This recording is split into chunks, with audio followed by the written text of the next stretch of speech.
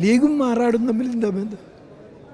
അതൊക്കെ വെറുതെ ഈ മാറാടെന്ന് പറഞ്ഞ് എന്താണെന്ന് തന്നെ അറിയാത്ത ഈ തലമുറക്ക് ഒരു സമൂഹത്തിൽ നടന്ന ഒരു കുറ്റകരമായ ഒരു കൂടിച്ചേരൽ, അതിൻ്റെ പ്രത്യാഘാതം ഇപ്പോഴും ഇങ്ങനെ പറഞ്ഞുകൊണ്ടിരിക്കുന്നത് ഗുണകാംക്ഷയല്ലല്ലോ. അതിനെ തടുക്കാനും നിയന്ത്രിക്കാനും പരമാവധി പ്രവർത്തിച്ചതാണ് യഥാർത്ഥത്തിൽ ഇന്നത്തെ ലീഗും അതിൻ്റെ ഘടകകക്ഷികളും. എനിക്കറിയാവുന്ന എൻ്റെ തൊട്ടടുത്താണ് മാറാട്. ഞാനൊക്കെ അതിൽ ഇടപെട്ട ആളാണ്.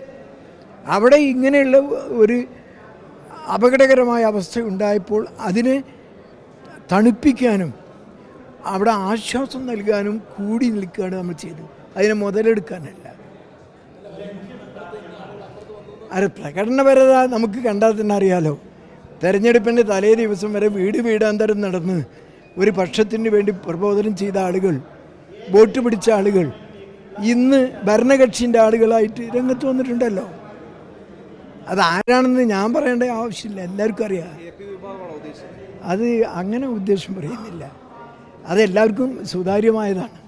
തലേ ദിവസം വരെ വീടാന്തരം കയറി ഒരു പക്ഷത്തിന് വേണ്ടി വോട്ട് ചോദിച്ച ആളുകൾ ഇന്ന് ഭരണകൂടം തിരഞ്ഞെടുക്കപ്പെടുന്നതിൻ്റെ പിന്നിൽ, അതിൻ്റെ പിന്നാമ്പുറത്ത് നിന്നുകൊണ്ട് ഞങ്ങളാണ് ഇതിൻ്റെ ആളുകൾ എന്ന് വരുത്തുന്ന ആളുകളുണ്ട്.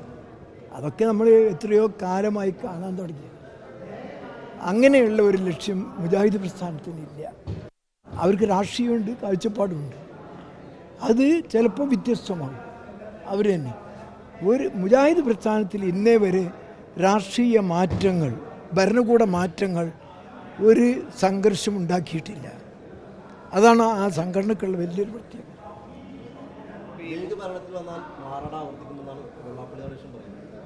ലീഗും മാറാടും തമ്മിൽ എന്താ ബന്ധം? അതൊക്കെ വെറുതെ ഈ മാറാടെന്ന് പറഞ്ഞ് എന്താണെന്ന് തന്നെ അറിയാത്ത ഈ തലമുറക്ക് ഒരു സമൂഹത്തിൽ നടന്ന ഒരു കുറ്റകരമായ ഒരു കൂടിച്ചേരൽ, അതിൻ്റെ പ്രത്യാഘാതം ഇപ്പോഴും ഇങ്ങനെ പറഞ്ഞുകൊണ്ടിരിക്കുന്നത് ഗുണകാംക്ഷയല്ലല്ലോ.